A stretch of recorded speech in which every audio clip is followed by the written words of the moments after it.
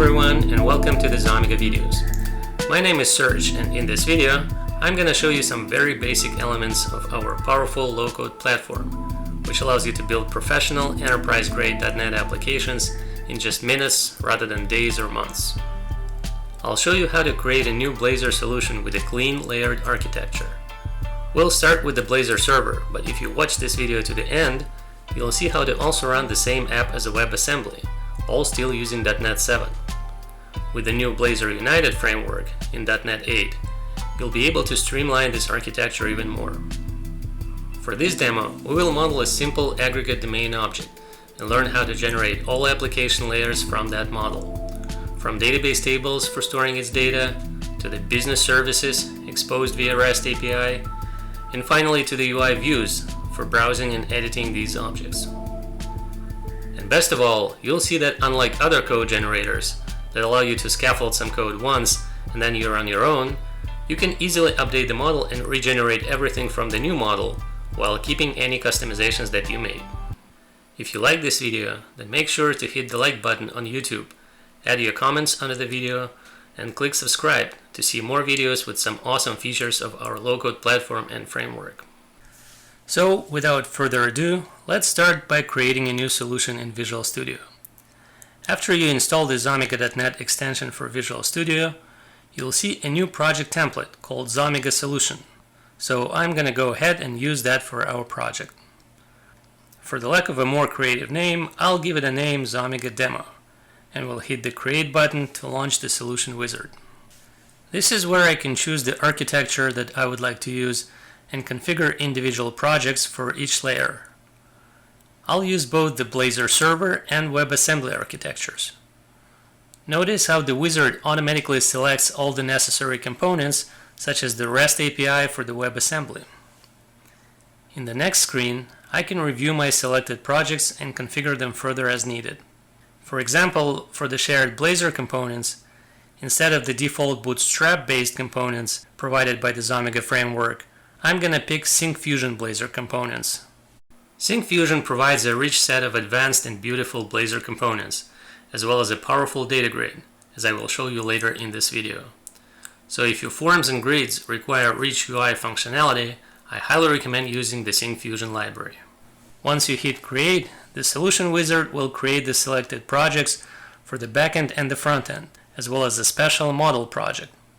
This project allows you to build some models for your application and then generate artifacts for all the layers right from those models, as you will see in a moment. In this demo, we're going to build our application from scratch, so we need a new SQL database to store our data. For simplicity, I will go ahead and add a new local SQL Express database to our entities project. Our database is initially created as completely empty. However, to use it in our application, I will open its properties and copy the connection string so that I could paste it into the dbconfig file in the same project.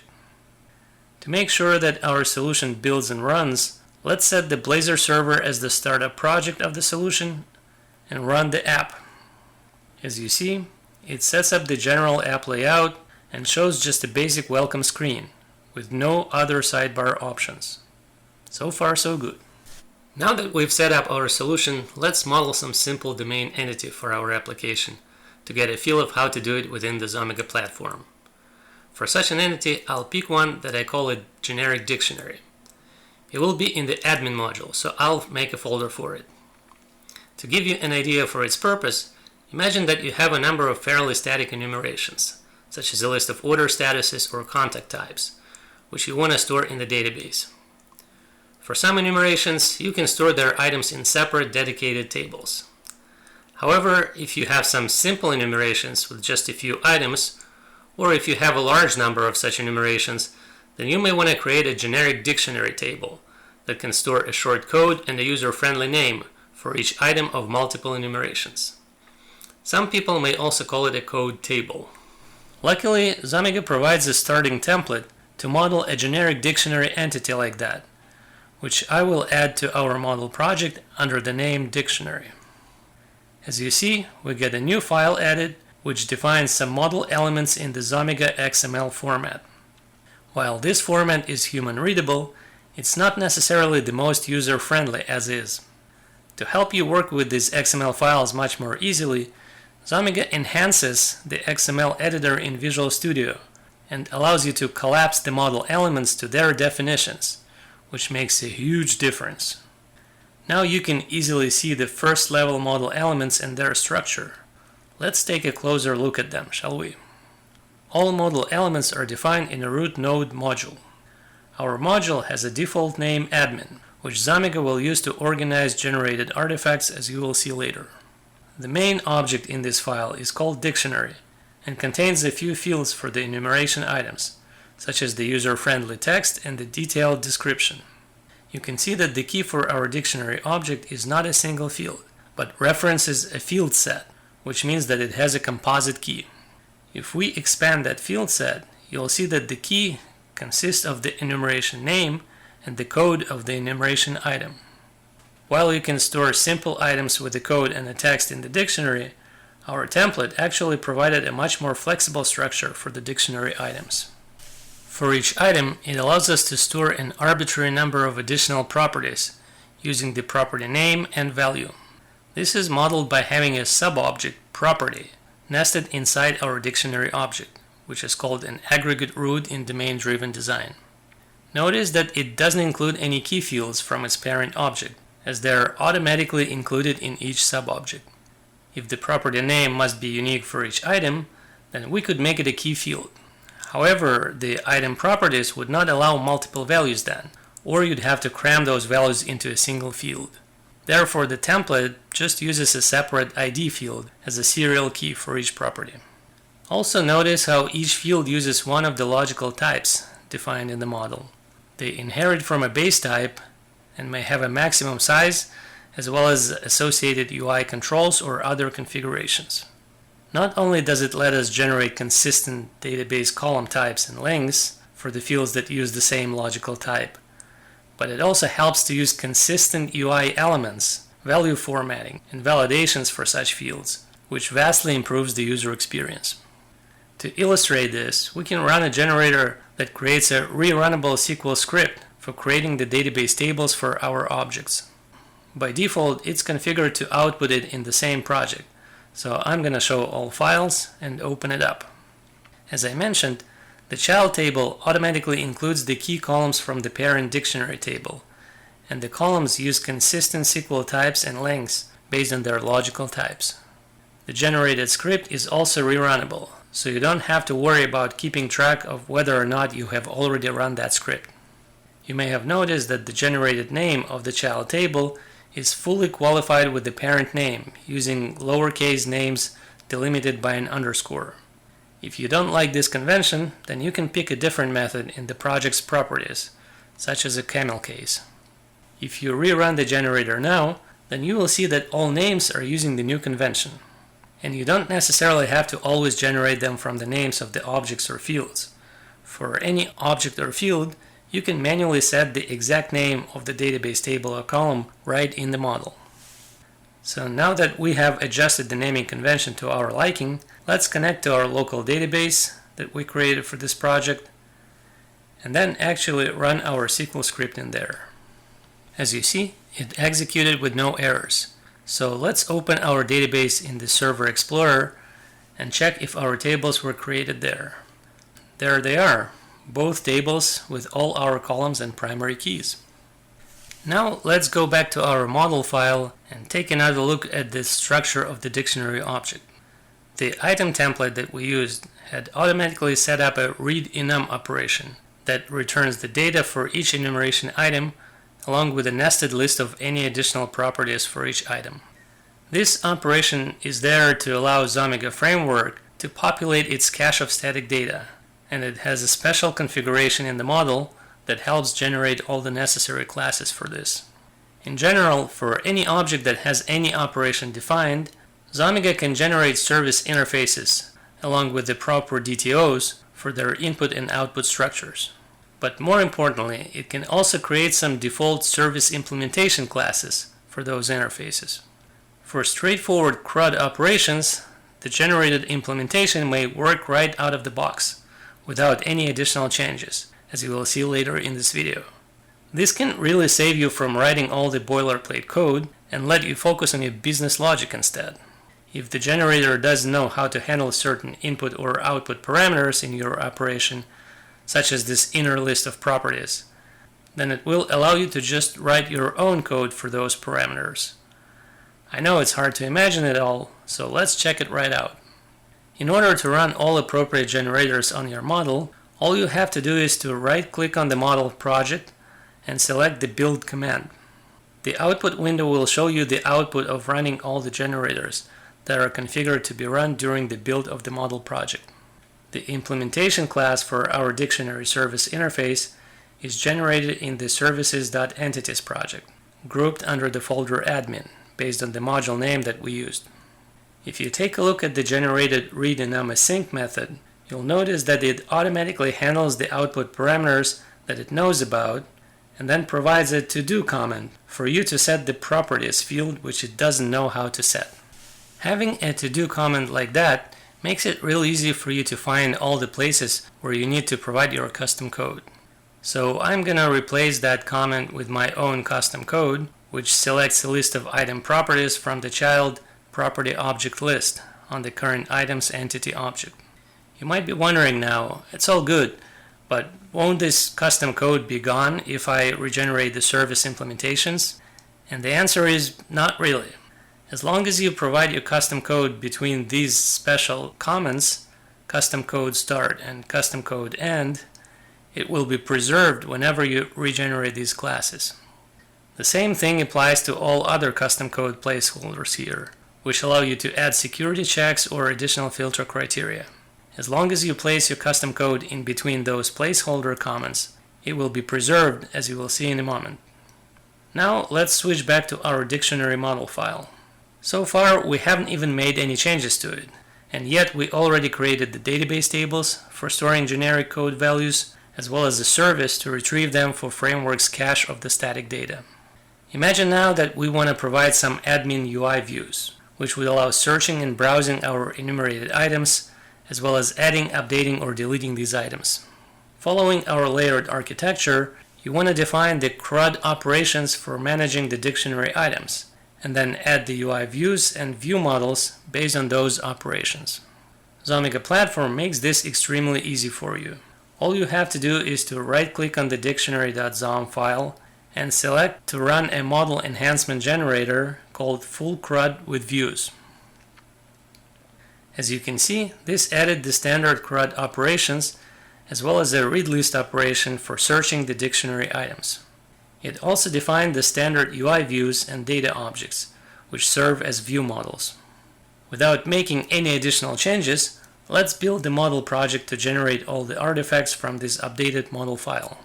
If I switch back to the dictionary service.cas class, you'll notice that now it also has implementations for our new CRUD methods. However, if you scroll down to the original read Inam async method, you'll see that the custom code that we put in there has been totally preserved, which is good. Let's hit F5 to run our app again and see what we've got generated out of the box. If you open the sidebar this time, you'll notice that it has the menu options for managing the dictionary items under the admin menu, based on the same module name that we used on our object. If we open the dictionary list screen, you'll see that it allows you to enter search criteria by any of the fields and display the search results with all of the dictionary item fields shown by default.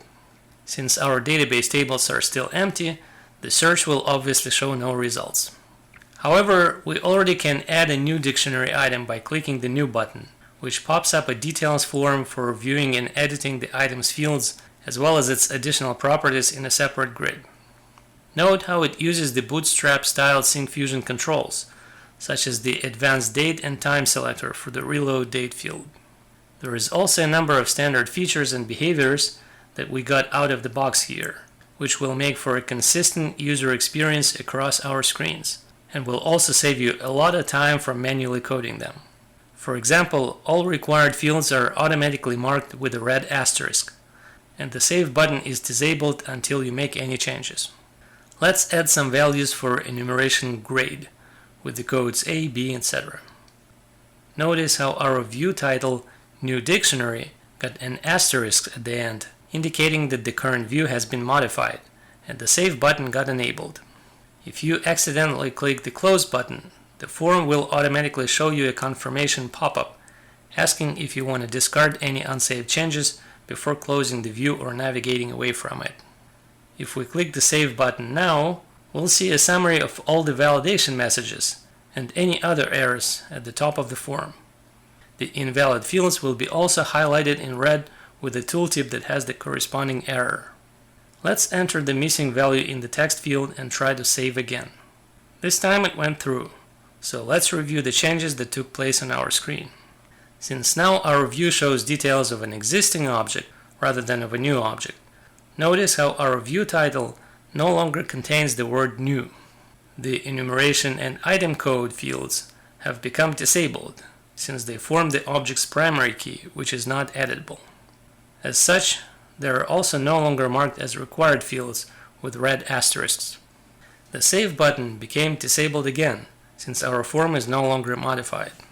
However, we did get the Delete button enabled, which allows us to delete the existing object. The Delete button will also pop up a confirmation dialog to prevent you from accidentally deleting an object. Finally, if you close the current view, you will see that our new enumeration item is already displayed in the dictionary list view. Obviously, you can further customize and tailor any of the standard behavior to your specific needs. But as I said, these default features implemented by Xomega Framework provide you a solid foundation out of the box and save you tons of effort to implement them manually in every screen. Make sure to subscribe to our YouTube channel and follow us on X, Twitter to stay updated on any news and additional videos where we can cover more cool features of our platform. As you have already seen, the default behavior that we got for opening and editing the details form for our dictionary items is via a separate pop-up dialog. To enable that, Xomega added this hyperlink on the first column by default, even though it may be a little misleading in our case, since the child form is for editing details of the selected dictionary item and not of the entire enumeration. Now, for such a simple object as ours, you can greatly improve the user experience for managing these objects by having the details form open up on the side of the list as the master details view rather than as a pop-up dialog. And it would also make sense to open it by just selecting a row in a grid instead of by clicking on a hyperlink. So let me show you how easy it is to do this with Xomega.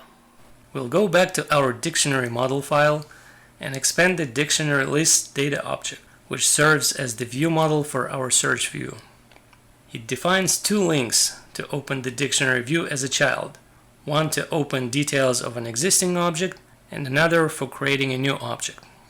All I have to do to turn our search view into a master details view is to set the mode attribute to inline on both of these links, since the default value for it is pop-up. To change how you open details of an existing object, we can update the display element of that link. I'll remove our default display of the link on the first column, which is enumeration, and we'll set the onSelection attribute so that the link is activated whenever you select a row in that grid. Next, let's build the model project again to get all the artifacts regenerated from our updated model. If we run the updated app now and navigate to the dictionary list view and hit search, you'll see that the link on the enumeration is no longer there. Let's click on the dictionary item to view the details. As you see, the details view now opens on the side, allowing you to easily navigate between the dictionary items and update them as needed. You can even add additional properties to our dictionary items. For example, if we want to designate a certain grade as a passing grade, we can add a new property passing and set the value to Y. With the Advanced Sync Fusion grid, you can even make the grid itself editable and add or edit the additional properties directly in the grid instead of doing it in a separate dialog. The Master Details view comes with some challenges that Xomega Framework takes care of for you under the hood. Specifically, if you modify the Details view, which you can tell by the asterisk in the title, then it will warn you about unsaved changes not only when you try to close it, but also if you try to open details for another record or click the New button. If you cancel, the view will stay on the current record. Okay, you just saw how we were able to quickly build the services and UI screens for managing generic static data and storing it in database tables. Now the next problem is, how do you populate these tables initially, and where would you define that initial data? Of course, you can have someone manually enter all your data using our new admin screens, and then you'd be able to copy the data from those tables to the databases in other environments. The issue with this approach is that your static data is not version controlled here, and you have little to no visibility into the changes to your static data over time. Therefore, many projects develop a set of SQL scripts that populate the dictionary tables with the current static data, which allows you to keep those scripts in a version control system. Xomega takes this approach to the next level and allows you to describe your static data right in the model using Inam elements. This will let you both version control this data and automatically generate those SQL scripts to populate either the generic dictionary tables or even dedicated database tables for each Inam.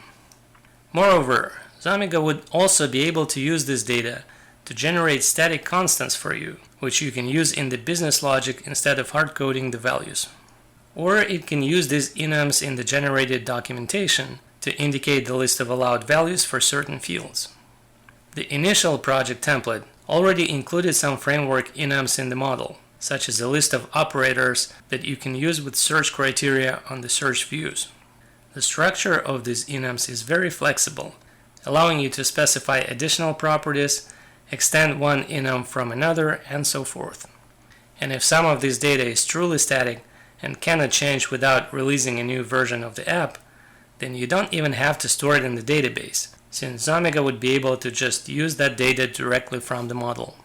If you do want to load it into the database tables though, you can easily generate a SQL script for that by running the enumeration reload SQL generator. If we check the generated SQL script, you'll see that it inserts the operators from our Inam into the dictionary tables that we defined. Let's connect to our local database and run this generated script. To check if this worked, I will actually launch our app again and go back to our dictionary list screen. If I hit search, you will see that the results will contain both the grade items that we manually added and the operators that we loaded from the model. The reload date will indicate when those operators were reloaded. You can select an operator to open the master details view, where you can see its additional properties that were also loaded. You can also filter the current list with flexible search criteria. Notice how the criteria use the very operators that we're filtering here, which means the framework loads them into a static data cache. If we specify that the enumeration field should contain a string opera, for instance, then the result list will only show the items for the operators enumeration without the grade items that we added manually. Notice also how it shows the summary of the currently applied criteria in the criteria bar above the results grid. This provides the users with the context for the results grid that helps them to better work with this screen. Just to remind you, we were running our application using Blazor server technology and Syncfusion components, but our demo would be incomplete without mentioning Blazor WebAssembly. If you remember, when we initially created our solution, we also added support for WebAssembly. In order to run the app as a WebAssembly in .NET 7, Xomega's solution contains a separate project, Blazor.wasm, which reuses the same Blazor views from the Blazor.common project. With the Blazor United technology in .NET 8, you may be able to use just a single Blazor project for running it both in the server and WebAssembly modes. For the Blazor WebAssembly application to read and save data from and to our database, we need our services exposed via a set of REST endpoints that can be called from the browser.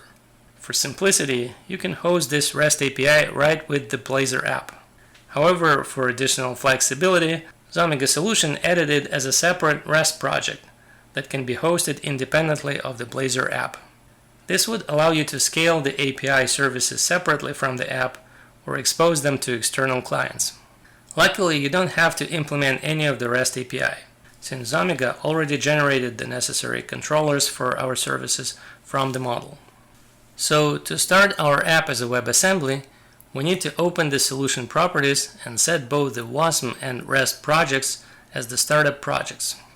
To be able to use Syncfusion components in the WebAssembly app, you'd need to set your Syncfusion license key in the main program file. If your app is simple though and doesn't require the advanced functionality of Syncfusion components, then you can also use the standard Blazor components provided by Xomega Framework by default. Since our views were generated by Xomega, you can just regenerate them using the standard Blazor views generator that uses default Xomega Framework controls. If we run our app now, you'll notice the brief loading screen that is indicative of a WebAssembly app, but otherwise the pages will look exactly the same as the Blazor server app. Let's open up our dictionary list screen. You may have noticed that the controls in the grid look slightly different from what we saw before, since now we use the standard Bootstrap styled Xomega components rather than the ones from Syncfusion. The results grid shows the same data and opens up a master details view when you click on any row. But the reload date field uses a standard date and time control, for example. Also, the validation errors will be shown under the input controls rather than as a tooltip. But otherwise, for such simple views as ours, the functionality will be quite comparable to what we had with Syncfusion controls. I would like to thank you for sticking with me and watching this video to the end. Make sure to let us know what you think of it in the comments section, and subscribe to our channel for more content. If you think that our low-code platform can help you speed up your development process, or if you want to learn more about it, then you gotta visit our website Xomega.Net. You can register there and order a version of Xomega for free, whether you just want to kick the tires or take it for a full ride. We have a complete step-by-step tutorial that you can follow there, as well as full detailed documentation. So happy coding and see you next time.